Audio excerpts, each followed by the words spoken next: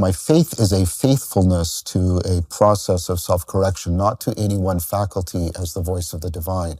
I think the capacity for the self-correction to take on a life of its own, and a life on its own that plugs into transpersonal and transjective aspects of my being, for me, that is better. I'm very impressed that you managed to bring all of that back to the point where it started, by the way.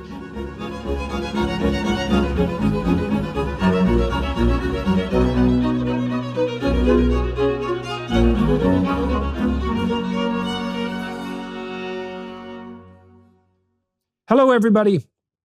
I have the pleasure today of talking with my colleague at the University of Toronto, Dr. John Vervaeke. We've discussed much, many times on my podcast and in public, and so it's a continuation of a conversation that's been going on for a very long time. We concluded today with the proposition that we're both working on the edge of what you might describe as the counter-enlightenment, which I suppose is the endeavor to place, what would you say, cognitive processes that have gone too astray into the abstract and representational back on their feet, to rediscover the sacred, to rediscover what's deep and meaningful, to rectify the meaning crisis as a consequence of that rediscovery and new discovery. And we delve farther into that today. So welcome aboard. Hopefully it's useful, practically and metaphysically. I've got an idea about the sacred I want to run by you. Sure. Technically. Well, imagine that you have a hierarchy of thinkers such that, and this would exist over time. Okay. Such that some thinkers have more thinkers dependent on them than other thinkers. Sure. Right? So they're more seminal. Mm-hmm. Right? You'd get a rough approximation of that with citation counts in the scientific endeavor. And citation counts are a pretty good index of quality as well as quantity, at least compared to every other index that we have. So you can imagine a dependency structure among thinkers so that obviously a thinker like Milton would be of primary depth, and Shakespeare, the people who are part of the canon. And so rather than conceptualizing the canon as a consequence of the arbitrary decisions of arbiters of taste, let's say, you could say that the canon is the consequence of the cumulative impact of a thinker's thoughts moving forward. And some thinkers are more key than others. My sense, for example, and there's historical reasons for this, obviously, that the biblical corpus stands at the bottom of the Western canon, and then there are thinkers who have their feet placed firmly in that tradition, Dante, Milton, Shakespeare, etc., and then a branching structure above all that. Okay, so it's a matter of dependency, and so how fundamental a given thought is dependent on how many other thoughts are dependent on it for its validity. Okay, now this works out neuropsychologically too. So imagine that you have Janoff Ballman, who talked about trauma, has a theory that's analogous to this, and I think it fits in well with the entropy control theories of Friston. So then imagine that your perceptions and therefore your emotional regulation are dependent upon a nested sequence of assumptions. And a given phenomenon can violate an assumption, and the degree of entropy that's produced by the assumption violation is proportionate to the depth of the assumption.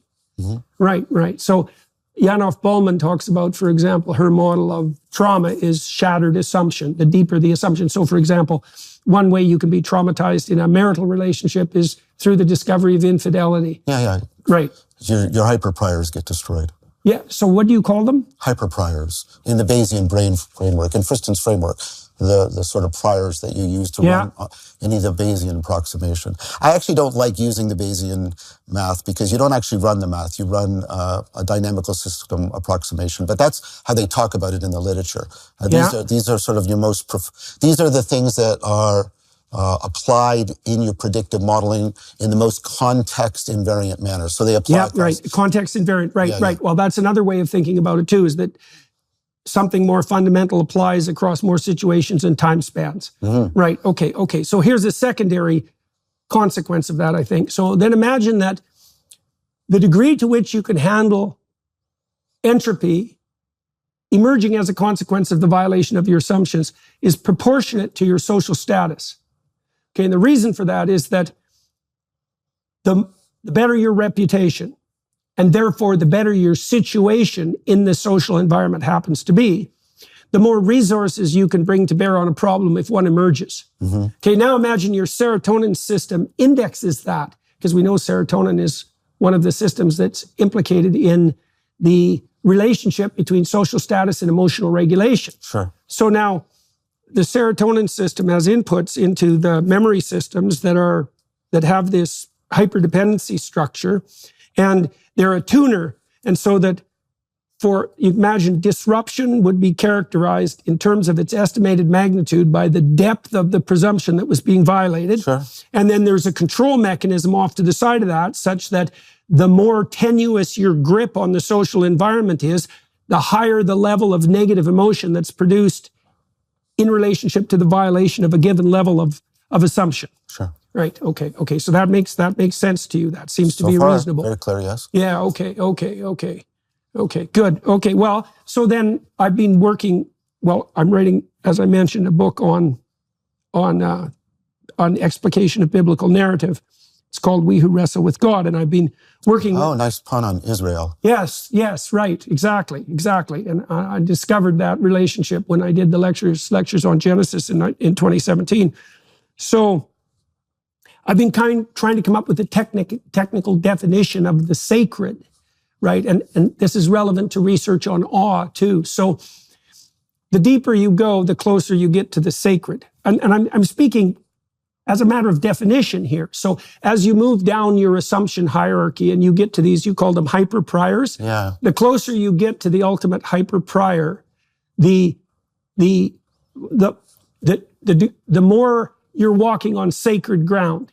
And that's a technical definition. Now, if you encounter something that shifts you in a hyper-prior, and that's a positive encounter, that's going to produce a corresponding sensation of awe, right? And that, I would say, that's probably a dopaminergically mediated revelation of possibility. So let me run something else by you and tell me what you think about this. Okay, so I've been conceptualizing the sacred as a process too. So there's a spirit in the Old Testament that's characterized as Yahweh, and the theory in the corpus is that whatever this central spirit is makes itself manifest in a number of different guises.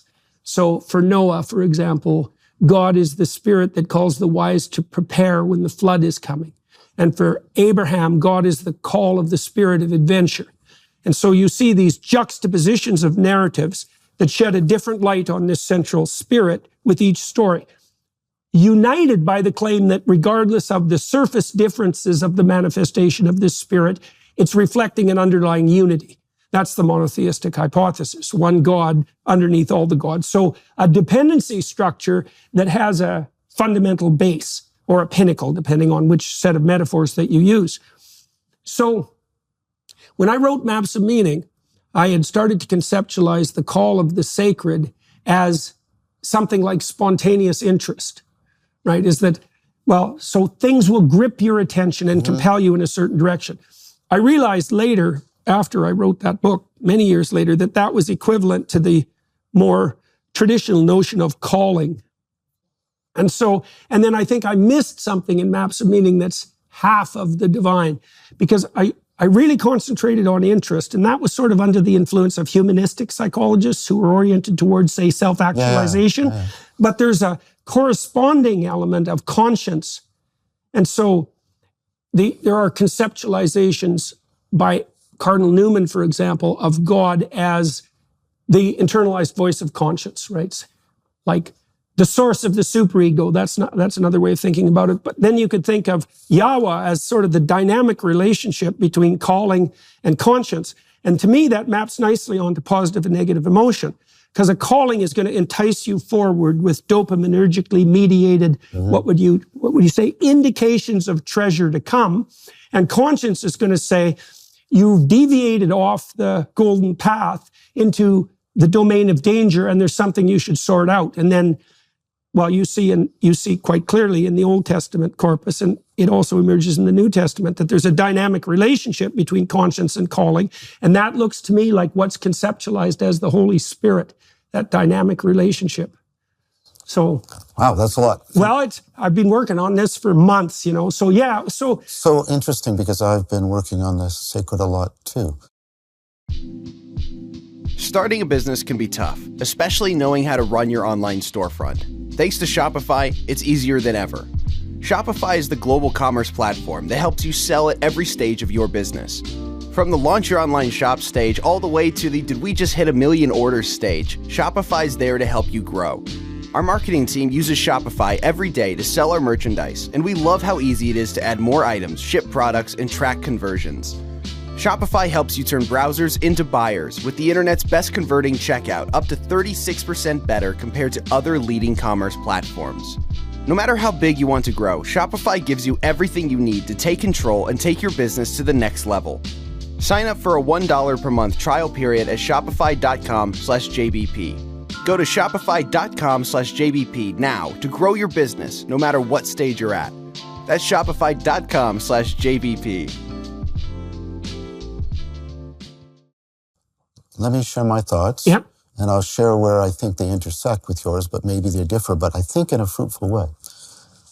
First of all, there's sort of, in the literature I've been reading, there's sort of 3 dimensions that are usually talked about with respect to the sacred.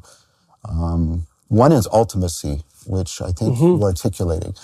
And the move you made, and this is a compliment to you, by the way, is the classic move of Neoplatonism, which is called asymmetric dependence. So what is everything asymmetrically dependent on? That's how you get your ultimate. What is that in terms of which everything else is explained or understood? Right. That's ultimacy. And then 2 other dimensions of the sacred, which I think you're alluding to. One is axiological, that you love this ultimate. It isn't just an intellectual grasp for you. So that's the directionality. Yes, and there's a valuing, there's a loving, but the reason why I want to say love rather than just value is love doesn't carry with it necessarily the egocentrism of value, which can be very egocentrically oriented. So love is so would that be, maybe that would be expressed in the Old Testament corpus as part of the covenantal relationship, because it's a personal relationship rather than a what would you say, instrumental relationship. Yeah, Esther Leikep-Meek argues that in her covenantal epistemology and loving to know, and how there's this deep bond between knowing God and loving God, that you can't separate them. Right. And so that's conceptualized metaphorically in the guise of a relationship, rather than as having something. Oh, yes. It's very much about being in relationship. And that's why I want to use the word love. You can have preferences or even values, but you have to be in love. It's a commitment of the whole self. Right? And the thing about love is it gets you on Plato's pivot point. It involves the whole of the self without being self-involved, which seems to be another dimension of this calling. The sacred doesn't just call your aesthetic interest or your ethical interest or your intellect. It calls you as a complete person. This is one of the things that Tillich emphasized. Speaks to the image of God within. Yes, and the Christian tradition of the transmutation of the image into the likeness.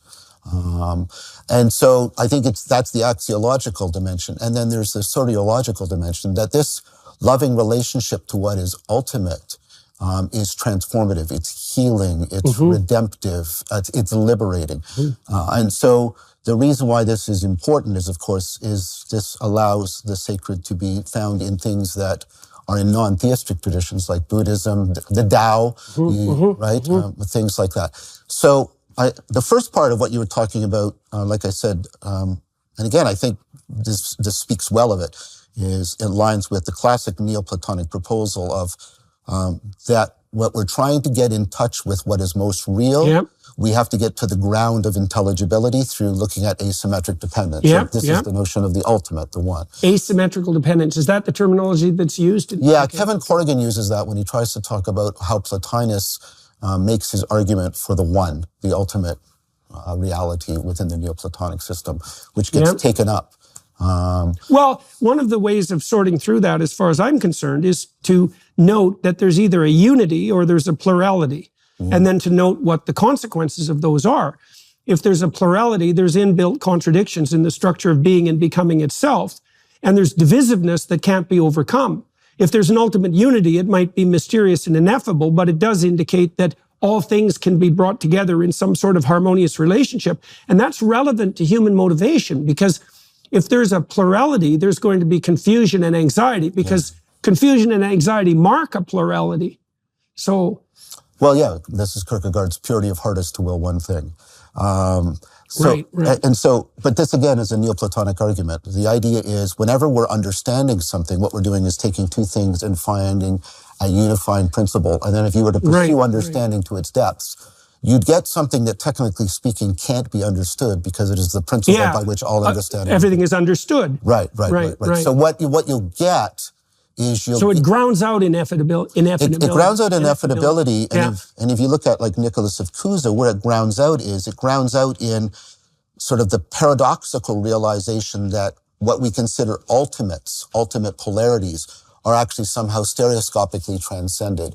So, for example, even though the term is the one, right, it is understood as being beyond singularity and plurality. It is neither singular nor plural, because it is the basis for that particular kind of intelligibility. It is transcentric. God is an intelligible sphere whose center is everywhere and whose circumference is nowhere. Is that Nicholas of Cusa? Well, it was taken up by Nicholas and others, but it was actually... That's a great line. Yeah, and well, Nicholas has one that goes with it, that God is within everything but not enclosed, and beyond everything but not excluded. Right. And so that's ultimacy. And then the idea is, and this comes from Yaden's work and some of my own work, when people come into relationship to that which they consider more real, the really real, they take on this loving relationship in that they seek to transform their identities and their lives. You suppose that's a marker for the validity of the encounter? Like if you stumble across something that entices you into a relationship of love, is that actually a reliable ontological marker, let's say? Well, I think if two things line up, yes. I think the answer is yes. I think that's an excellent question. I think if you get the reciprocal opening that's found in love, for example, I have a wonderful partner, and I've come to understand that there's something about her that will always be beyond my grasp, and I open up to that, and she opens up to that in me, and we reciprocally open. And Aaron, that's how you fall in love with something. Yeah. So I think, and from the first person perspective, it's yes. But I think Yaden and other people have done work that when people have this sense of being called and they have this noetic experience of the really real, they do make their lives better by many objective measures. Their relationships get better. Well, you mentioned healing. Yeah. So I've been wrestling about that physiologically. Well, partly because I've been writing about the Gospels, and about a quarter to a third of the Gospel account is miracles of healing, right? Which is difficult ground to tread on if you're an empirical materialist, let's say, if you're or at least a naturalist. Exactly. But there's another frame of interpretation which doesn't necessarily exclude the miraculous, but at least sidesteps it for the moment, possibly, or brings them together, to suggest that, well, if the pattern of being that Christ represents is a divine ideal, there's every reason to assume that it would be allied with the kind of healing that you were describing, so imagine that you could embody a spirit, a set of practices, a set of perceptions and emotions that would optimize your function in relationship to the transcendent. There's every reason to assume that what would accompany that would be an optimization of psychophysiological function. I mean, that's no different than claiming that you're going to have a much higher risk for mortality if you're depressed, which is well known, right? So there are links between attitude and underlying thriving that are well established. And it's not unreasonable to point out that, like, the archetypal ideal that manifestation of the archetypal ideal, or even contact with the archetypal ideal, would be something that would tap you hard in a healing direction. I think so. I mean, one of the arguments I've been working on is, well, you know this better than I do. I mean, one of Piaget's great insights, the thing that made him a brilliant scientist, right, is he was looking for systematicity in the error being produced in the psychometric measures of intelligence. Just that move alone is brilliant. Everybody else treats the errors as noise. He says, well, what if there's patterns in the error. And if there's systematicity that points to intrinsic constraints and developmental arc and all that, and that alone is brilliant. And then I've sort of been reflecting on that and connecting with some of the literature in insight, which is to think, well, if there's systematicity of error, there's also the possibility of systematicity of insight, which is not an insight into this particular problem, but an insight into a family or network of problems, such that, right, it would lead to a systematic transformation of one's orientation and grip on the world. And it would also be systemic. It would tend to percolate through the entire psyche. That's what a baptism is. Well, I mean, it can be. I mean... right. That's the transformation that a baptism is designed to bring about if it's possible. Yeah, and I think the shamanic death and rebirth. Yep, absolutely. I think the great doubt in Zazen is doing it. And, you know... Well, that's what happened to Descartes, too. How so? How do you think? Well, he decided that he was going to doubt everything, right? And to take a journey down to what would you say, the land of the fundamental presumption, something like that. And my sense with Descartes, I mean, his realization is often translated as I think, therefore I am, but I don't really think that that's how he would have conceptualized it had he been alive now. I think it's something more like I'm conscious, therefore I am, or I can't doubt the fundamental reality of my own being. I'll put it back to you in the way I see it. And let's say before the scientific revolution and Descartes, we have a contact epistemology. We have the epistemology that when you know something, the form of that, not the shape, the form of it, the principle of intelligibility in it is identical in your mind and the thing. They conform together. So this is a contact epistemology. It's a mutual participation.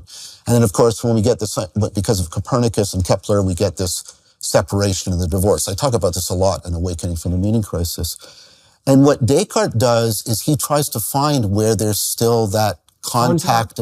And where he finds it remaining is in self-consciousness. The mind's contact with itself is where that knowing by being is still to be found. And he withdraws. The problem we have faced since that is you can't get contact with the world from that contact of the mind with itself. And so this is what a lot of the work I'm engaged in is about trying to overcome. What's interesting is that Descartes, unbeknownst to a lot of people, of course, Descartes puts a lot of emphasis on logic.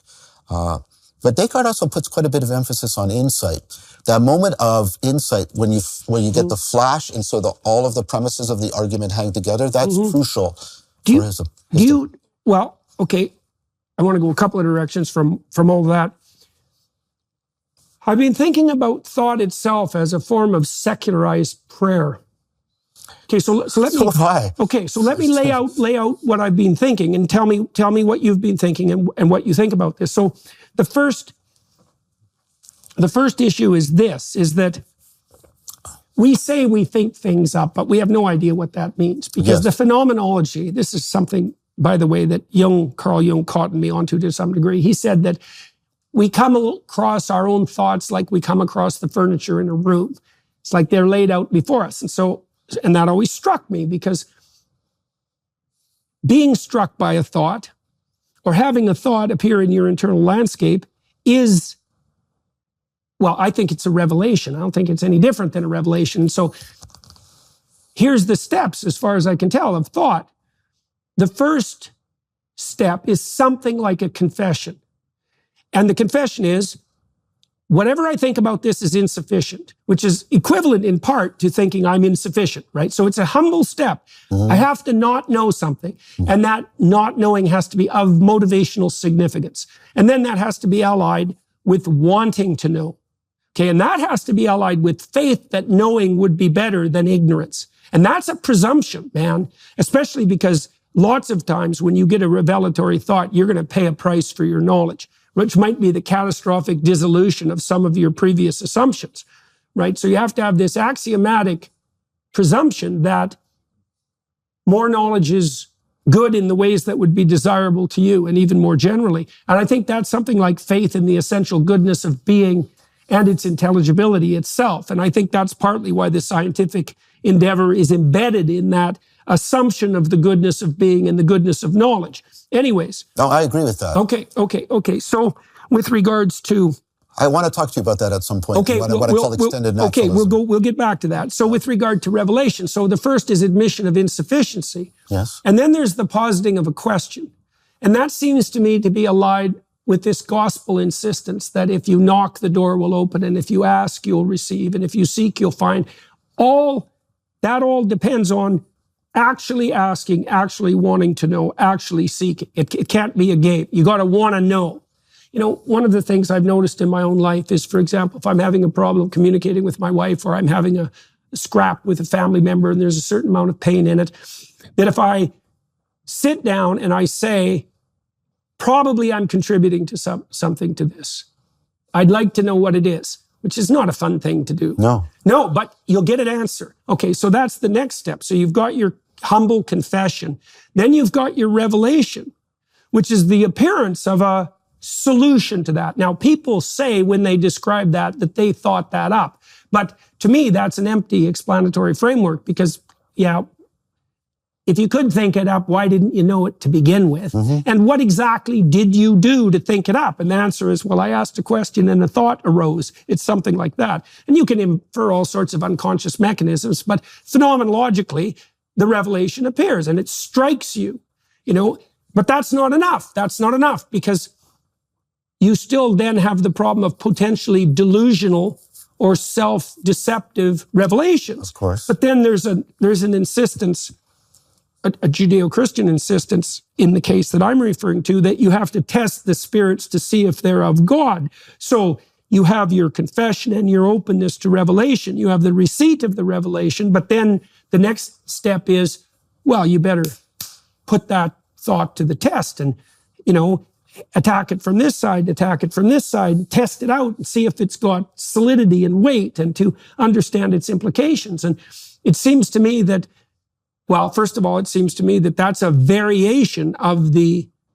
practice of, it's a secularization of the practice of prayer. That's how it looks. I mean, that makes sense historically as well, but okay, so what do you think about that? Well, first of all, I mean, notice that you were provoked in my mentioning of insight and the possibility of systemic insight. Yeah, because a deep revelation would be a systemic insight. I think so. And there's a lot of work here. Part of what I'm doing on sabbatical is also going through all the last 5 years of the insight literature, trying to keep abreast of that. But yeah, so interesting, both in the Neoplatonic tradition and the Zen tradition, you'll get, like I do a practice every day where I'll say, who is asking the question? Oh yeah. And then there's a good question. Yeah, and then who's listening to the answer? Whether you're feeling stressed, anxious, or simply seeking a moment of peace and tranquility, the Hallow app has something for you. Hallow offers an incredible range of guided meditations and prayers that are designed to help you deepen your spirituality and strengthen your connection to God. With Hallow, you can explore different themes and types of prayer and meditation, such as gratitude, forgiveness, and centering prayer. You can also choose from different lengths of meditation to fit your schedule, whether you have a few minutes or an hour. With its user-friendly interface and hundreds of guided meditations, the Hallow app has quickly become a go-to resource for people seeking spiritual growth and healing. Download the app for free at hallow.com/Jordan. You can set prayer reminders and track your progress along the way. Hallow is truly transformative and will help you connect with your faith on a deeper level. So what are you waiting for? Download the Hallow app today at hallow.com/Jordan. That's hallow.com/Jordan. hallow.com/Jordan for an exclusive 3-month free trial of all 10,000 plus prayers and meditations. And okay, when you get an answer to that, do you get a vision? Like, no, are you asking about like a form of possession, so to speak? Like what set of motivations are positing this question and what set of motivations are offering the answer? No, see, that's the thing. I mean, I could, if I was doing sort of a phenomenological analysis for scientific reasons, and I do that. But in this practice, what I'm trying to do is to get at aporia, to get at genuinely not knowing, what Nicholas of Cusa called learned ignorance, which is what Socrates started with. He said, my wisdom consists in knowing what I do not know. I call it an aporetic aperture. What happens is you get a sense of, actually, I don't know who's listening.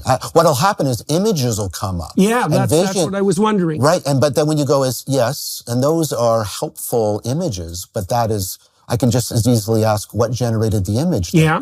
And what you get is, right, you get this falling away, and you get a very profound and frequently disturbing sense of actually deeply not knowing. But it's not a not knowing in the sense that you're disconnected from the depths, if I can use that language. It's a not knowing that precisely connects you deeper and deeper to the depths. And then okay, so do you think by doing that are you attempting to circumvent what might be regarded as narrowly self-serving biases in questioning or answering? Yes. And and you're doing that by attempting to establish a relationship with what's ineffable at the base instead of stalling out, let's say, way down? Yes, but it's nothing I can have. It's only something I can participate in. It's only something I can be. I can't have it, right? I can't ever. It's like James's distinction between the I and the me, which you're familiar with. I can never have the I. I can be I because I can only be aware of, I can only have the me. It's the same kind of thing. There's a no thingness to it. But even saying no thingness sounds like you're putting a name on an entity.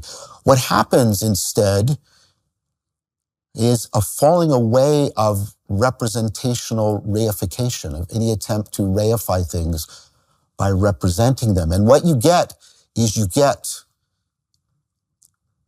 in a completely non-inflationary way, because I'm cognizant of who I'm talking to, you get that nothing is excluded, but nothing is enclosed within and without. And there is no within and without. You get to this, right? So what's been the practical consequences of that practice for you?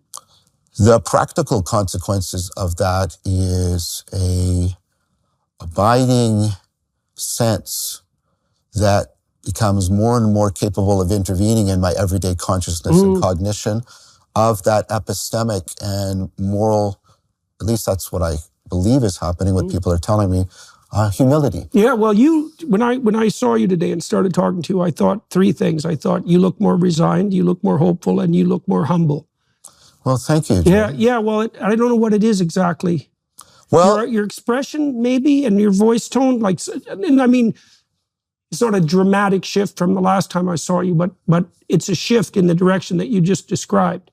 And the resignation is interesting because I think that's a sign of faith and a sign of humility. You know, and it's not, people often think of resignation as pessimistic, but it doesn't, I think of resolution. I use because of the double senses of the word, of coming properly into view, like when you resolve an image, but also I am resolved. I am being called to this pilgrimage on walking the philosophical Silk Road.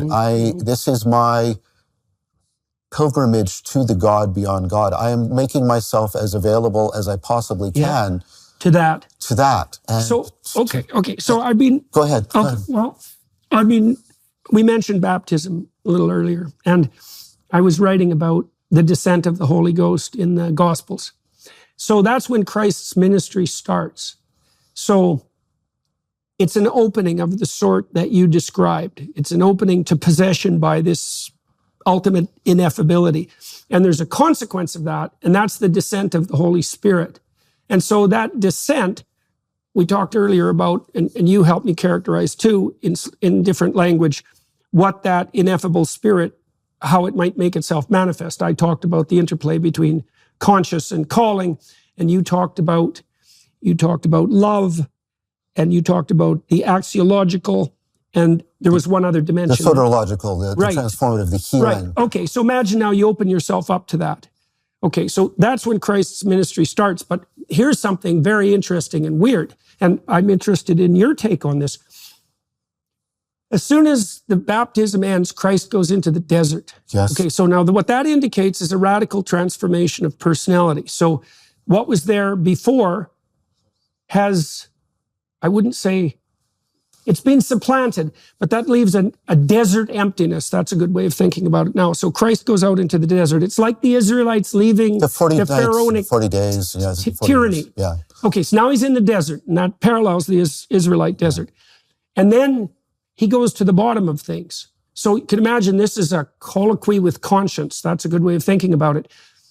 So imagine that you did something wrong and you decided that you were going to delve into the depths to understand exactly why it was that you set yourself up for that, and that you were willing to go wherever the Spirit called you to delve into the understructure of that error. So I think that's what happens. I think that's what's being presented in the sequence of temptations that arises in the desert. So you imagine you go into the landscape of the soul, and then you go down the dependency hierarchy to the point from which evil emerges. That's a good way of thinking about it. It parallels the notion in Dante's Inferno, yes. Right? Because Dante's Inferno is a set of concentric I'm reading circles. The Inferno. What's that? I'm reading the Inferno. Oh, yeah, okay. So it's a journey. So my sense with the Inferno is you could take any given proximal and trivial sin and delve into it and end up at the bottom. And what Dante presents is that the meta sin, the sin upon which all others emerges, is something like betrayal, right? Because it violates trust. Yeah, I mean, for me, it's betrayal, but of the ultimate that is also idolatry, because all of the sins are versions of idolatry, about loving something in place of loving God. Right. Right. That's a Tower of Babel problem too. Yes, right. And so, and this is Tillich's notion. Tillich's notion is what we're trying to do is we're trying to bring an ultimate concern to and have it properly conform to what is most ultimate. And this is the quest for the God beyond the God of theism. But I see that tunneling down. I mean, that I do other practices. I do a spiritual alchemy practice in which you try to recall moments of profound hurt and humiliation, because those are the moments where you get the falsification of the pretentious projections that you make, the pretensions to know and to control both within and without. And in those moments of hurt and humiliation, so indicate profound indications of error and presumption. Yes, exactly. So they remove they give you, now what you try to do is you try to bring agape to bear on them, neither pride nor guilt, so that you can turn away from the supersalience of the pain and get the revelation. And the humiliation. Right, and get the revelation, though, of, but look, there's an aperture here. There's a glimpse of how things are outside of the pretense and the presumption. And then what you're trying to do is smelt that and bring See, I think that's the same thing as the father who's trapped in the belly of the beast. Oh, I think so. And this happens to Jonah, when Jonah descends into the depths, and the consequence of that is his radical revaluation of his ethical stance and his reemergence as a prophet, right? But he goes all the way down to the bottom of things. He does that, interestingly enough, because he tries to escape both his calling and his conscience. Yes. Right? Because God tells him to do something stupidly impossible and dangerous, and he basically says, yeah, I don't think so. I've always been fascinated by that story. Of course, Melville makes a lot of it in Moby Dick. There's a moment in that story that I find particularly compelling. And one of the things I like about the Bible is that it'll have these little moments of very powerful humanity in the midst of wrestling with the numinous. If you remember the story, they come to Jonah, the sailors, and say, what's going on? And he says, well, blah, blah, blah, blah, and God's punishing me. And they don't immediately throw him overboard. Right. They go back and they try to save his life. Try to save him. Yeah. And I thought, kidding. What's going on there? That's such a powerful moment. And for me... they only throw him overboard when there's nothing left to do. They try everything they can. They exhaust their human capacity in the pursuit of this stranger. Yeah. Right? And it's guilty stranger. Yes. By his own admission. Right. And it would be so easy to be self-righteous. Yeah. And just, he's fun. And throw him overboard and witness the miracle. And they put all of that aside for this. And it's often for me, I am often like everyone else. Especially coming through the Christmas season, I'm impressed by the impressive moments of the Bible. But even that, you think about Elijah right after he has he defeats the prophets of Baal on Mount Carmel and the fire from heaven and all, and then he flees into the desert. And then God, says, come, I'm going to show you something. And there's the big fire, and God's not in the fire, and the big wind, and God's not in the earthquake. That's conscience there, right? Right. The still small voice within. Or it sometimes even it's also can be translated as a sheer silence. It's like it can be translated that way also in the Hebrew. And so it's almost like what we were talking about before, that I love this idea of the sheer silence, because it's the ineffable, but not as negativity, but as superlative, as that which is calling you. Because what does he do? He covers his face in the, right? He beholds these. Do you think there's any difference between the valid voice of conscience and the voice of the ineffable? I mean, if the ineffable is the foundation, and if conscience is a sign of transgression against it, then those things should be related. Well, see, here's the problem, and this is a problem that goes back that I have with Descartes. Descartes, I mean, and this is a standard philosophical trope, so I'm not claiming any originality here. But Descartes seems to get bunged up on the difference between a psychological and logical indubitability, right? He gets the things that he can't doubt, and he then concludes that they're ontologically certain.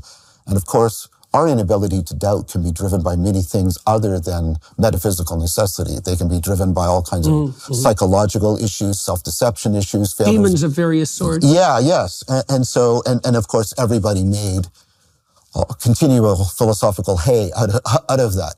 And I worry also, because this comes up in Plato's privet problem about what actually turns people towards the good because of the problem of Alcibiades.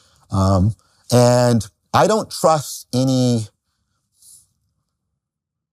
let me try a different word.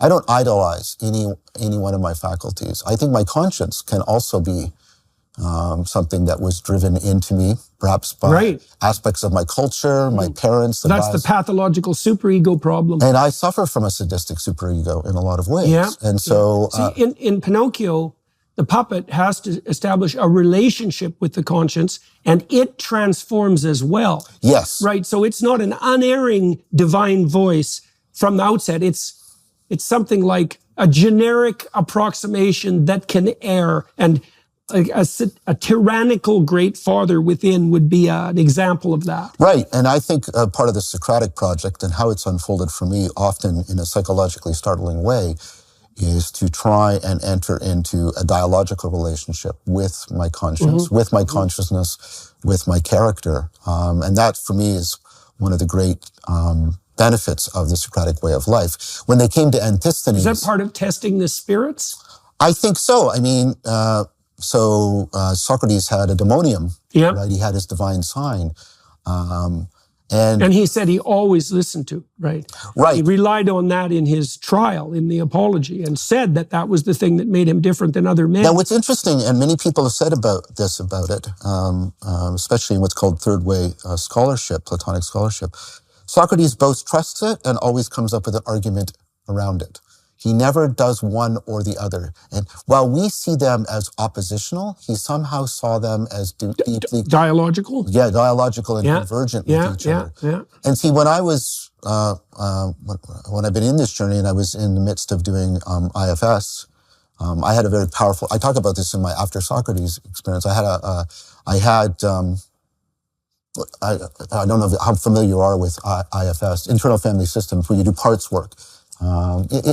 So what's going on right now is this huge convergence within the psychotherapeutic domain of dialogical models of the self, dialogical practices.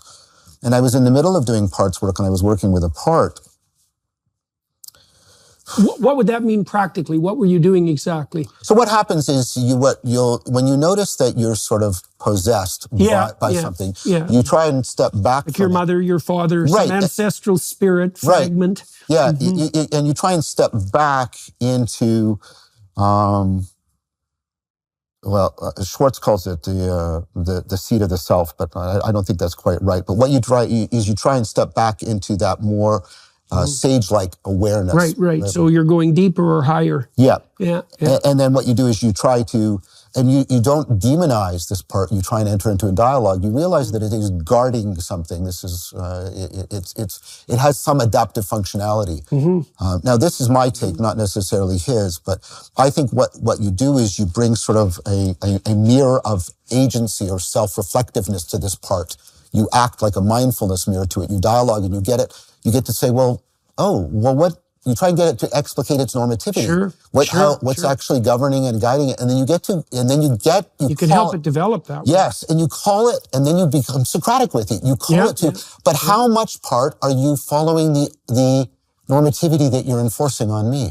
Yep. And what will happen frequently is it will relax and open. Because it's being listened to. It's being listened to, and it's also realized that there's an opportunity here for growth. Yeah. Of course, this overlaps with a lot of... So Jung recommended naming those things. Oh, you do. You name them. You name them. Yeah. But something happened, and you'll probably see a very Jungian thing in this. And like I said, this is difficult for me to talk about, but I did talk about it already publicly in After Socrates, and I trust... Hell of a thing for an introvert to do. Yes. So I was in the middle of one of these sessions, and an archetypal presence came in and pushed aside all the parts and said, no, you're going to listen to me. And who are you? He said, I'm Hermes. Oh, yeah. The god of interpretation, the god of meaning making. Did he have little winged slippers on him a little bit? Well, no, winged messenger of the gods. He appeared, he very much had a presence of a psychopomp. And when you say appeared, what was the phenomenology? What was happening? The phenomenology is like the phenomenology of the presence of a mind. Like I have a mind sight into your awareness. Now, what's interesting about these things, and this is again my take, not the IFS people, although I've talked to Mark Lewis at length about this, and he thinks it's a good take. I think of these entities as neither subjective nor objective. I think of them transjective. And I think Hermes is in the domain of relevance. And relevance is neither objective nor subjective, but what binds them together. Right? He's binding the inner and the outer, the upper and the lower, and all of that together. And so it's the sense of a presence, but it's like what Charles Stang talks about, the divine double. It's both you and not you. Kind of like the way conscience is. But it has right. I mean, and so I have an ongoing dialogue with Hermes. It's very much... Is this a presence that you visualize? How do you know of its appearance? I've had only one sort of vision of What was the vision like? The vision was very much... Well, the vision was very much what I later... Very much like sort of Michael, the archangel, which is very interesting. And then I've had one of sort of Thoth, from Egypt, and Hanuman from the Vedic tradition, as well as Hermes from the Greek tradition. And they in the ancient literature, they're often seen as corresponding to each other in some fashion. You understand, I'm treading on this very... Okay, so what was the consequence of the appearance of this superordinate spirit, arguably superordinate spirit, in the presence of this domain of chaos? Well, it made it very clear to me that I don't want to say it anymore. He wanted to make it very clear that there was a dialogical relationship that needed to be developed and cultivated. And it would be a relationship by which I would cultivate something analogous to Socrates' daemonium. That was the promise that was given to me. That's a good deal. I think so. Well, it's dangerous, but so is everything else. Yeah, excellent things are rare, or we wouldn't pursue them, as Spinoza said. Or we would all pursue them, as Spinoza said. So I found Raph's work on ally work, and I've talked to a bunch of people that have, the kind of practices you can do to enter into this. Anderson Todd, a friend of mine, very helpful around this. And so what became very apparent was that that this daemonium and the way I've internalized Socrates as a sage were very allied to each other, because Socrates also portrayed himself as being metaxu, being between the human and the divine. And then to get to the deep answer to this all started to psychodynamically integrate with the intellectual, philosophical realization of the Platonic proposal that human beings are supposed to always hold in tonos, creative tension, Nicholas of Cusa, Heraclitus, our finitude and our transcendence. Mm-hmm. If we only hold on to our finitude, we fall prey to servitude and despair. If we only hold on to our transcendence, we fall prey to hubris and inflation. But if we can hold the two together, if we are the metaxu between the beast and the god, right, we can properly realize our humanity. And this is what Socrates sees himself. This is how he portrays Eros. This is how he portrays the task of Philosophia. And so for me, that Socratic spirit and Hermes as a psychological, dialogical presence have become integrated together. So that's the answer. Well, that's quite a trip. Well, I mean, that's very much like, it's very much the conscious equivalent of a dream. It's like a dream, yeah. But what's intriguing is the Platonic, Socratic possibility of it being filled as much with logos as it is with mythos. That there is also as much, because when I dialogue, I write out dialogues with Hermes. Yeah. It's very much, at times, it's very much like encountering an archetypal figure, and there's all this. Have you read the Red Book? I've read parts of it. Because it's what you're talking about is quite reminiscent of the sorts of exercises that Jung undertook. Well, what you find out is this is also deeply reminiscent of a lot of the theurgic practices that were going on in the Neoplatonic tradition, as I've come to discover. And then get taken up into Eastern Orthodox Christianity by Dionysius. And Gregory Shaw has done some excellent scholarship showing that. So let me. But I just want to make clear. Yeah. That there is a lot of rationality in this discourse, where I don't mean sort of Cartesian logicality. I mean the calling to the full person recognition and responsibility towards the ongoing proclivity to self-deception and trying to comprehensively address it and seek systematic insight. Hole. It's a deep hole, and it's not. There's something mysterious about it in Marcel's sense. If you ever think you've got a full phenomenological grasp on the engine of self-deception within you, you of course have fallen prey to one of the deepest forms of self-deception. So whenever you think you frame it, you have to not idolize, this is Tillich again, you have to not idolize that framing. You have to it has to be constantly open to self-correction. Yeah, well, the opposite of self-deception is probably something like the constant openness to self-correction rather than a stance per se. I was deceived, now I have the truth. It's like, no, there's a process by which you continually discover the truth. And allegiance to that is the opposite of self-deception. So that's what I would call my faith. My faith is a faithfulness to a process of self-correction, not to any one faculty as the voice of the divine.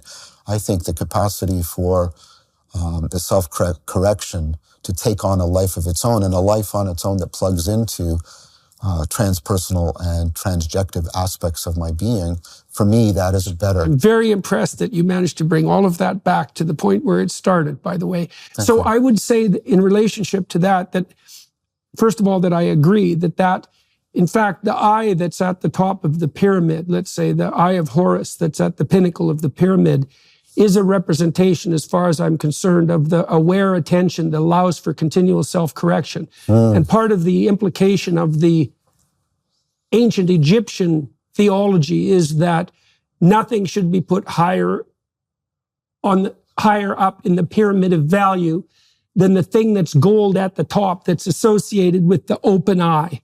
That's right, watch and attend. And in that spirit of, you said guilt-free. There was two criteria you had, free of guilt and free of pride. Pride, yes.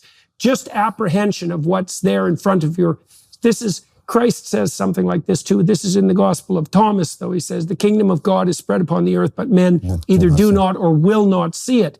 The will not being the more interesting one as far as I'm concerned. And part of that organization of the psychological hierarchy to put the I, not the letter I, but the I on top, is to prioritize that neutral isn't exactly right. No. It's an attention that's oriented towards the highest ineffable good, to put that above everything else. Now, I would say that I wasn't trying to reduce that to conscience and calling. I didn't think you were. Okay. I was thinking about those as, what would you call? They're part of the dynamic process of attention that allows the attention per se to rise to the top. So because I could pay attention, careful attention, to how it is that I'm calling myself out, let's say, in a Socratic manner, because you also are granted the right to the presumption of innocence, right? So even if you're accusing yourself, it's perfectly reasonable to set up a defense, but there's a starting point with the prodding of conscience. If conscience prods you, two questions come up. One is, I'm falling prey to an internal tyranny, and the other is, I'm wrong. Well, you need to figure out which of those two is right. You can do that dialogically. You can do that in conversation with someone as well. And calling is the same thing, I would say, is that a calling can emerge as a consequence of your possession by a particular ideological spirit, or it can be a manifestation of the real thing. And like, it's up to you to tread very carefully to make sure you get those right. And then the dynamic interplay of those two things is even more reliable, probably, especially if you share it with other people. I've been thinking about the Exodus story of the burning bush in terms of calling, and I think it maps very nicely onto our discussion of depth, because, and you tell me what you think about this. So when Moses encounters the burning bush, things are actually not going so bad for him. Now, he's escaped from Egypt, so he's freed himself from tyranny, and now he's got himself 2 young wives, and he's doing pretty well with his father-in-law, who he gets along with, and he's a shepherd, and so it's not like he's no longer an Egyptian aristocrat, but you know, all things considered, he has a perfectly stable and productive ordinary life. Now he's wandering around, and it's near Mount Sinai, by the way, which is the place where the divine and the proximal meet. And this thing glimmers and catches his attention. It's like a manifestation of Hermes. Yes. And so he decides to step off the beaten track as a consequence of this calling and invitation. And he moves closer and closer to this manifestation of the sublime. And as he moves closer, he starts to understand that he's on sacred ground. And I don't think there's anything different than that, than noting what it is that calls to you and then pursuing it and going down into the depths as a consequence. And eventually what happens to Moses, because he continues his pursuit, is that the voice of being itself speaks to him. And that's when he's also transformed into the kind of leader who can fight tyranny and slavery. So that's excellent. That's why it's Moses and Elijah, by the way, I think, that end up at the transfiguration. Because you have Elijah as the... Well, they both encounter the fire of God. But they're interesting parallels, because it's Elijah who's the first proponent of the notion that God is not an external phenomena associated with the natural world, associated with Baal, but this internal voice, and it's conscience for Elijah. And then for Moses, the God that he encounters seems to be the God of calling. And so, and they're like on, what would you say, one on each side of Christ, which is, you know, a mind-boggling narrative representation. There's a lot I want to talk to you, but let me try one thing, because I want to circle back to the question of sacred and God and the God beyond God. So one of the things that I find interesting in the fire, of course, is it burns, but it does not burn up. Right. And so this goes towards a Neoplatonic model too. And of course, Plato it's the sun, the image of the sun, but it's the same thing, the fire that burns and is not burnt up, at least in Greek mythology. And Heraclitus said that the cosmos was that too. What am I getting at? I'm getting at this notion, all those associations, because I'm associating the long-standing association of fire and logos. By the way, they're associated together. So the sacred also seems, we've been talking a lot about the soteriological and the axiological and the ultimate, but I want to return to something that I think binds them together, which is the Neoplatonic notion of the sacred as inexhaustible fount of intelligibility. So the well that never runs dry. The Tao, right? Yes. The Tao, right? Yes. Absolutely. And let me give you a concrete experience of that. I'm going to assume, given what you've said, that this is the case for you in the Gospels. I have a different relationship with the Bible. We can perhaps talk about that. But for me, the Republic does this for me, Plato's Republic. I will read the Republic, and it's inevitably transformative. There's a reciprocal opening. I see something in the text I haven't seen. It opens me up. I go into my life. My life opens up. I'm transformed. I come back after a bit, and I read the text, and it opens itself up again to me. And it's inexhaustible. There's this inexhaustible fount. And so there's some sacredness in there. I think this is, this is the present, the opportunity to enter into a conformity with the good, with the one, right? And so for me, there's a positive in this, in the experience of the sacred. And the reason I want to do that is I want to complement, and I use that word exactly, complement, the call and the conscience with also this notion of being fed, of being nourished. I'm reading a book on Lectio Divina by what's his name, the Ladder of the Monks, and he talks about when you're reading the text and you're actually being nourished by it. And of course, there's the manna from heaven, right, all that sort of stuff. And of course, you can't grasp it because you try and grasp it and store it, you'll lose it, and all that sort of Blakean stuff that's there. And so I want this idea also of a fount, an inexhaustible fount of intelligibility. And if Neoplatonism is right, and I think philosophy, at least some philosophy and a lot of philosophy of physics and of biology is pointing towards too, which is that there is a non-logical oneness between intelligibility and being. The way we get at what's most real is we trace out the asymmetric dependence relationships of intelligibility. That's based on a faith in Parmenides' proposal that somehow thinking and being are one. They're not identical, but they're one in some, because if they're fundamentally not conformable, we are bound into skepticism. Something Richard Dawkins said. An adapted organism is by necessity a microcosm of its environment. Yes, and Friston has said this: when we don't have models, we are models. And I've made similar arguments based on the stunning work of Catherine Pickstock and others for extended naturalism, but we can perhaps come back to that in a sec. So let me, because I've been thinking about this, and there's a concern for idolatry here, and I think you're in many ways maybe the perfect person to talk to about this. So I'm going to say something, and then give me a moment around it. I find Plato's Republic, and I find, let's say, my relationship to my beloved partner. We've made a lifetime commitment to each other, right?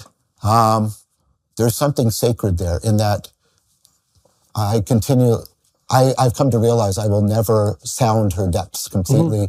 And there's a way in which... That's a good deal. Yeah, it is a good deal, and I've made a lot of horrible mistakes to get there. And I'm appreciative for those errors, and for the people that actually hurt me in some ways. Because that hurting was a sensitivity that allowed me to see her. First person I fell in love with their soul before I fell in love with their physical beauty.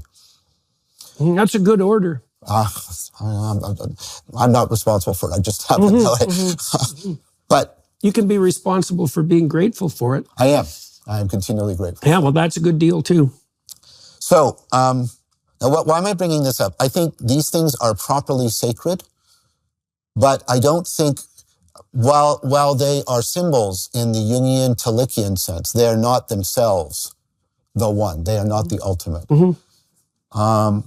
And so I'm going to talk about a practice I've adopted. So I'm not advocating for this as a metaphysical proposal, but I've been using the term the one or God for when we experience ultimacy as sacred, not just something pointing to the ultimate as sacred, but ultimacy itself. And that so that's a very restricted usage and careful. It is. It's careful because the concern is the concern... Defense against idolatry, too. Idolatry, yes. The concern is the concern for idolatry, but there's also the Zen concern of ultimately not being bound to your representations, but realize they have an ongoing asymmetric asymptoting towards reality. Right, and that the koan is the commitment to, no matter what I'll do, my thought will have representation, but I'm always trying to push towards that which is below representation. All my work on relevance realization helps me because That's much lower than the level of representation, much more primordial. Right. So I wanted to put those two things together in a proposal. So that's meaning as the ultimate instinct. Whereas if what we mean by meaning is religio, if we mean to be connected to something that has a reality and a value beyond my existence. That's that nourishing aspect. That's the nourishing aspect, but it's interesting because what happens is once we are, well, at least what seems to be happening for me and what I read in the text I'm reading, is once we get a certain degree of nourishment, we are more and more capable of, because we're primate mammals, of turning the arrow of relevance outward, agapically, right? Not how are things relevant to me, but ultimately how I can be relevant to them. The meaning in life literature, this is how you find out if people have meaning in life. What do you want to exist even if you don't? And how much of a difference do you make to it now? If you have a good answer to both of those, you've got meaning. Say them again? What do you want to exist even if you don't? Yeah. And how much of a difference do you make to it now? Yeah. And that's not... Got those down. Well, yeah. So I think the only... Do you have an answer to those? Yes. Would you share them? So for me, my religio to the sacred realization of ultimacy is that gives me the answers. And so all of the projects that I'm engaged in that help people for themselves, not for me, but for themselves, either individually and collectively, realize that gives me a sense of meaning in life. And what are you doing about that, would you say? Those are the proximal actions that are imbued with meaning by that transcendent goal. Yes. So, I mean, a big part of it is all the work I'm doing with and for the Vervaeke Foundation, the new series, but also the academic work I'm doing. All of my academic scientific work about intelligence and rationality. I've just recently been integrated the relevance realization and the predictive processing framework in a way that a lot of people are finding very valuable. All of that has, I think it's fair to say, because other people are saying it to me, it has scientific merit. I'm happy about that, but it's all oriented towards what I've pointed. Because for me, it's not just the call away from self-deception, the call of conscience. It's the calling to a fullness, which isn't a completion. It's that sense of religio, that meaning in life, so that I feel that I have experiences of what is ultimate as sacredness experiences of sacred, things that are calling the whole of me to a commitment.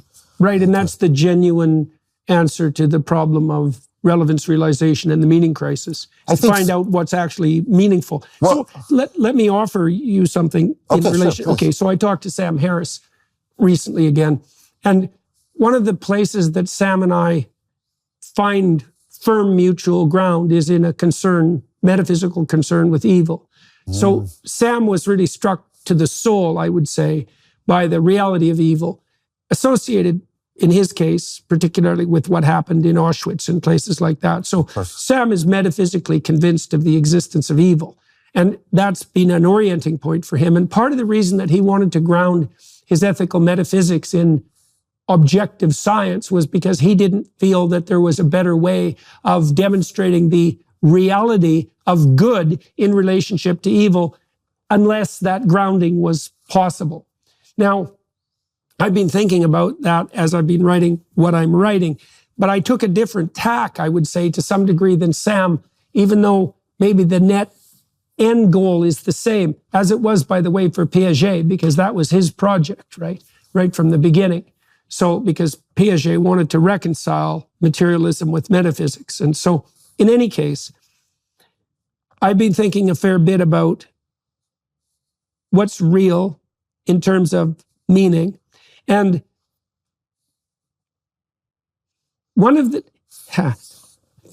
people have very little doubt that pain is real. They certainly act as if it's real. It's very difficult not to act as if pain is real. And one of the consequences of that realization is that you can therefore very rapidly claim that whatever rectifies pain most effectively is even more real. And then you might ask, what rectifies pain most effectively? And so here's something not to do. Thinking about yourself a lot, your proximal immediate demands and needs.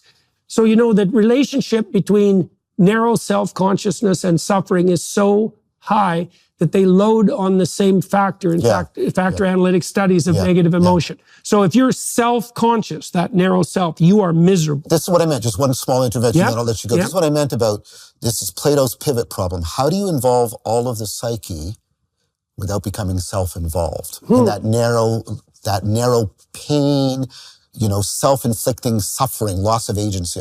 This is Plato's thing about because we need to involve all of you. This is Tillich too. That's his definition of spirit, that which involves the whole of the psyche. But how do you get all of that involved while resisting the magnetism of the ego? Maybe it's also partly by realizing that it's not only all of the psyche, it's all of the psyche embedded in the whole structure of being simultaneously, right? Of course. This is part of the reason that our current conceptualizations of mental health suffer from such a paucity of content, of conceptualization, because we view mental health as something like harmony in the subjective world. But that's like, you're talking about the mysteries of your relationship. I mean, it's obvious from talking to you that part of the reason that you're as sane as you are and as happy as you are is not because you're well constituted as a subjective creature, but because you've established a harmony of existence in relationship, at least to one other person. You want that more broadly.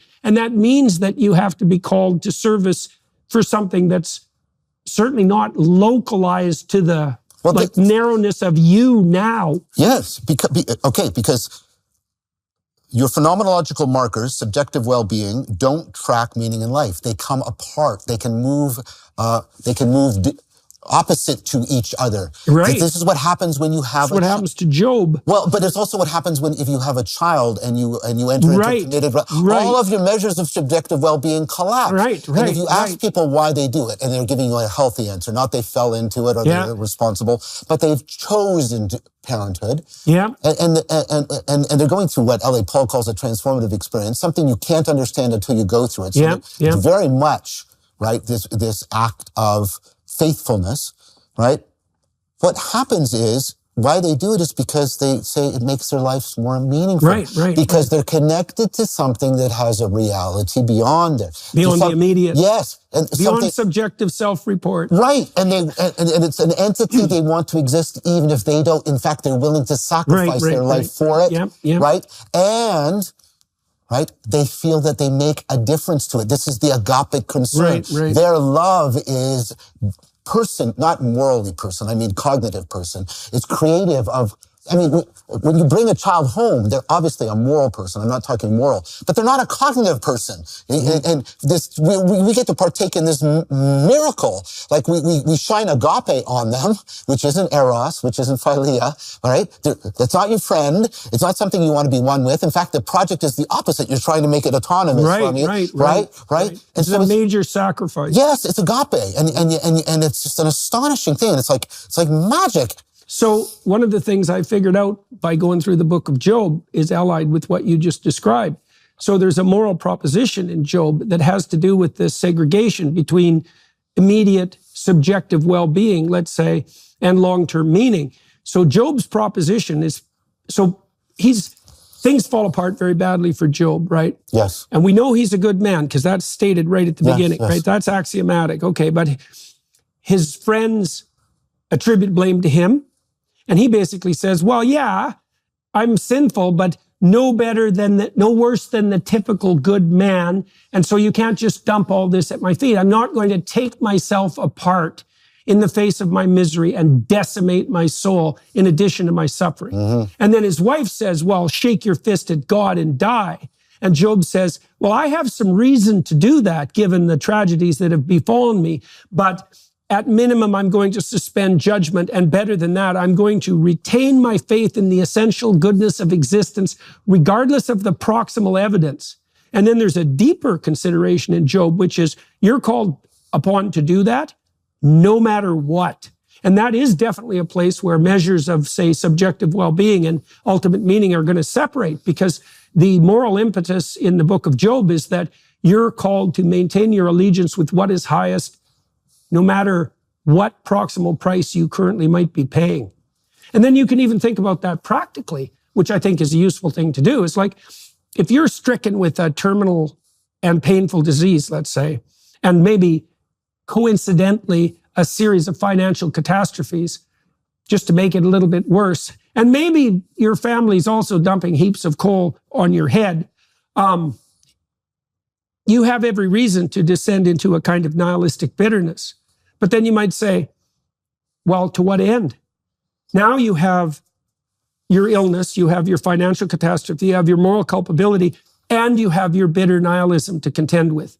The one thing you do have, if you're fortunate, and I would say also, God willing, that it is in the face of multiple dimensions of simultaneous catastrophe, the refusal to take the path of nihilistic bitterness and to shake your fist at the world. And that's not nothing. You know, maybe that wouldn't be enough to rescue you from the dire states that you're in, but it might be enough to stop you from descending to the ultimate possible hell. I really love talking with you. I want to respond because I want to talk about my take on Job, and how, when I finally got Job, I was actually watching a Tom Hanks movie called Job versus the Volcano, which is a very silly movie. It's a farce. But it's a guy who discovers he's only got a year to live, and he goes on the proverbial last great journey, and of course it becomes a quest, and he doesn't realize it. And there's a scene where he's shipwrecked, and he's on a raft made of luggage, and there's a girl that he's taking care of, and she's unconscious, and he's giving her the last remaining water. So he's starting to suffer from exposure. And so he's, by all measures of subjective well-being, he's at the worst. He's literally lost. He's adrift. He's cast away. Right. He's suffering physically. The one person he's with is unconscious, and he's caring for them, and they're not capable of reciprocating at all. It's a very powerful image. I don't know how this scene got in this movie. I think the staff writers went on lunch break, and they gave the intern a moment to write a thing. And then what happens is, and it's astonishing, well done, there's a moonrise. And it's the moon illusion, and the music swells, and calm ocean, and he struggles, and he rises to his feet, and he opens his arms, and he says, "Oh God, whose name I do not know, thank you for my life." I had forgotten how, and he struggles, and it's not the right word, but he just spits it out, how big. Thank you for my life. None of his problems have been solved. And what I took from that is what happens at the end of Job when God appears and starts showing Job all these astonishing things. Oh yeah, that's good. And he said, and God is, don't forget about the wonder of the world. Well, and also the numinous. Numinous, right? Oh, that's interesting. Right, and the numinous, and what the numinous says, even in its monstrous forms. Yes, even in the because they speak of a transcendence. And God is saying, I am that presence that goes to the very depth of the numinous, both the happy forms and the negative. And this is supposed to be the thing that is the answer. Right. And Job does reattain his fortune in the aftermath of that encounter. And what happens with Job is he gets gratitude for his life. I may steal that. Well, put it in my book. Well, and I'll attribute you. Well, thank you. Now, what that speaks to me is that there are these three things, and this I think has to do with the transcendentals, the true and the good and beautiful. They're all convertible, but they're also not reducible. They're not logically identical to each other. And I think and these three, Leo Ferrar and I talked about this in the article we wrote on wisdom. One is kind of sensory motor mastery. If you don't have sort of sensory motor mastery over your environment, if you're not solving the Fristonian problems of relevance realization and anticipation, you're just bereft with anxiety. Your life's going horribly. Okay, so there's that. But then there's the excellent work by Susan Wolf and others, and this really is something that our society is not well set up to reflect upon right now. Is that meaning in life and morality, you can't reduce one to the other. Okay, so she gives many examples of, double dissociation means you can't make an identity claim, right? Is it possible for somebody to lead a very highly moral existence and yet have a life that, it's not going to be absolutely lacking in meaning, because that's impossible for human existence, but it's a life that's not very meaningful by many measures. And she says, yes, consider the very real possibility of somebody who is leading a very moral life but is very lonely. Their lives, there's nothing that they're doing that's especially immoral. Maybe they're very honest. Maybe could happen to a good person in a totalitarian state. Many things, yes. And their lives could be very bereft. Right, so there can be a dissociation. And you can think of the other. Can we think of people who maybe had very powerful meaning in life and yet were leading highly immoral existences? Of course we can. I mean... they're thoroughly possessed, those people. Yes. So what you can see is just like subjective well-being and meaning in life come apart, morality and meaning.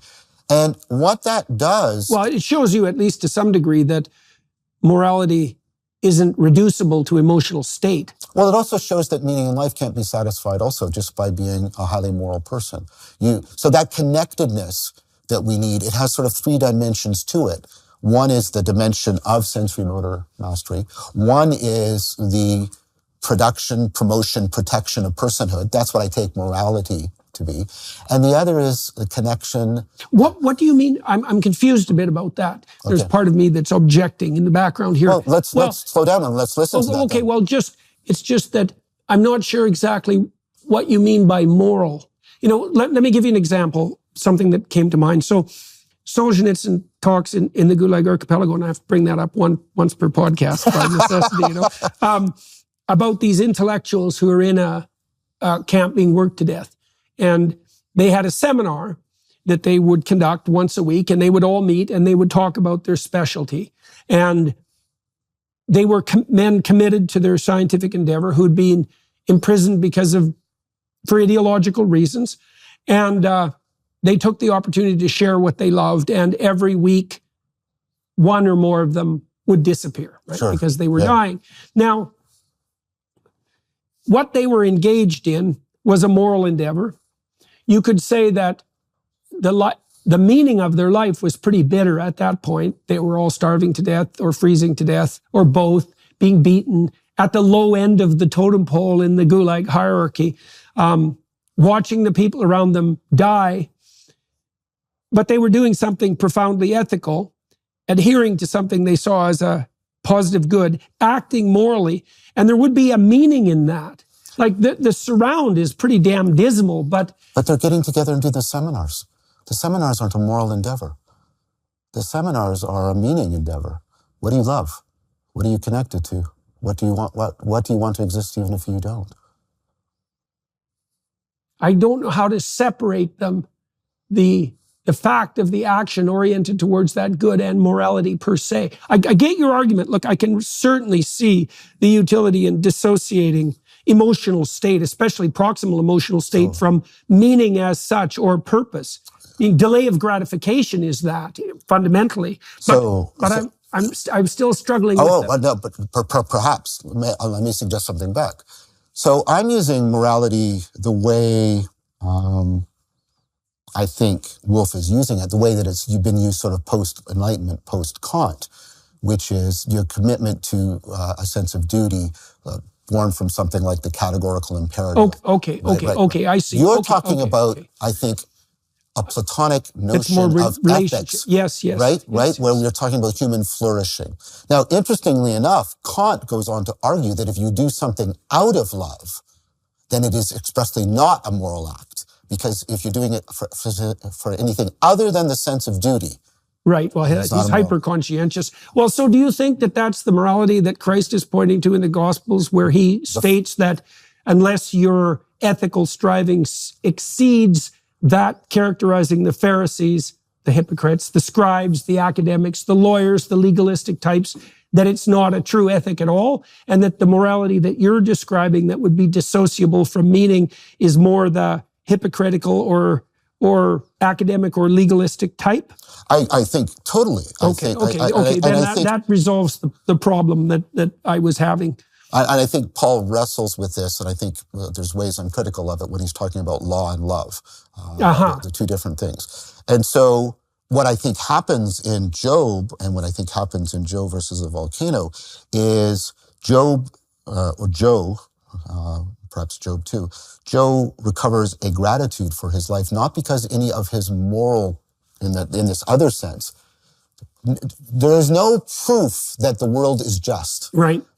All that's been happened is he has been opened to a connection, a contact with what's numinous, and that is sufficient. I think that's what's also happening at the end. So the reason why I bring this up is because my lab, we're doing a lot of work on post-traumatic stress disorder and how it looks like a violation of the hyperprior of a just world hypothesis. Right. Right? Yeah. And what we're pursuing, one of the things we're doing is we're seeing of meaning and life generating, not semantic meaning, like the dialectic and dialogos practices that right? If they can restore people's sense of religio, connectedness, meaning in life, that helps heal them from the trauma without trying to argue them into that this is ultimately a just world. See, this is what I'm hoping for. I'm hoping that these arguments. That's an experiential replacement for a logical argument in some ways. And I think it's more real than, well, one of the things that I always did with my clients in therapy, sometimes for post-traumatic stress reasons, was, this is where it's not cognitive. It's like, the first thing I would do often was a differential diagnosis, let's say for people who are depressed. Okay, so there's more than two, but there's two possibilities. Okay, one is that you're depressed. The other is that you have a terrible life. Okay, so let's take those apart. Do you have a partner? Do you have friends? Do you have family? Do you have a job? Do you have educational resources at hand? Are you embedded in a structure of meaning, a multidimensional structure of meaning, where you find purchase? And if the answer to all those questions is no, and sometimes that is the answer, then you're not depressed. Like, you might be sad and guilt-stricken and lonely and anxious and show all the symptoms of depression, but your fundamental problem is that, well, you have nothing. Now, you can take someone who's completely different than that. And you find people like this, they're doing fine in all those evaluations, dimensions of evaluation, and they're depressed. I found, by the way, that those were often people who responded well to an antidepressant. Right? Because their depression wasn't a consequence of the failure of these embedded structures that you described. Now, if you're dealing with someone who has a terrible life, that's when you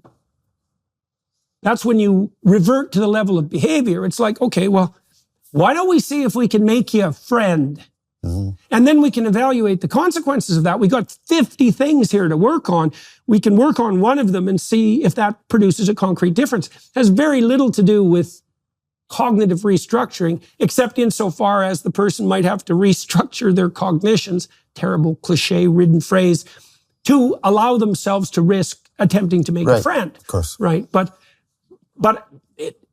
I see the same thing working quite well in the treatment of something like post-traumatic stress disorder. It's like, well, you don't want to retool your explicit representation of the world necessarily, but you might want to see if you can expand the discovery of true intrinsic meaning within your life. The other thing that's often recommended by behavioral therapists is that, say, if you're having someone track their moods, if they're depressed across a week, they do that every 2 hours.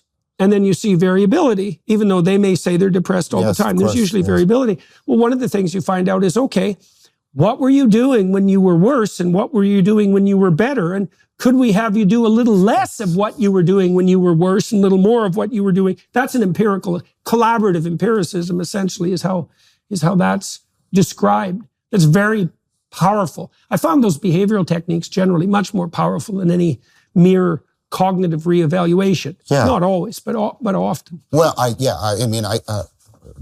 would say that that's because ultimately 4E cognition is right. Cognition's embodied, embedded, enacted, and extended. Yeah, right. And the propositional knowing is sitting on top of the procedural, the perspectival, and the participatory. And you have to bring... that's actually one of the primary things I wanted to talk to you about today. Maybe we'll do that on the Daily Wire side, because we have another half an hour. Sure. Okay, let's do that. So for those of you who are watching and listening, you can join us on the Daily Wire side.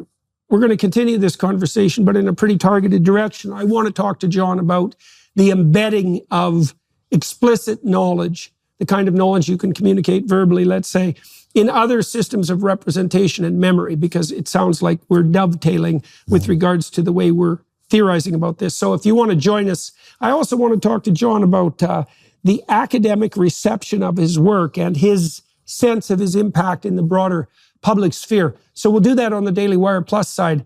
I think we came to a good ending point otherwise for this discussion, even though I just soon keep talking to you like for the next week. But we'll do it again in the not too distant future. I would like that. Yeah. And so for everybody watching and listening, thank you very much for your time and attention, and to the Daily Wire people for making this possible. That's much appreciated, and the film crew here. And John, thank you. Happy New Year to you. Happy New Year to you too. Really good to see you, man. Yeah, very good to see you. So join us on the Daily Wire Plus side if you're inclined.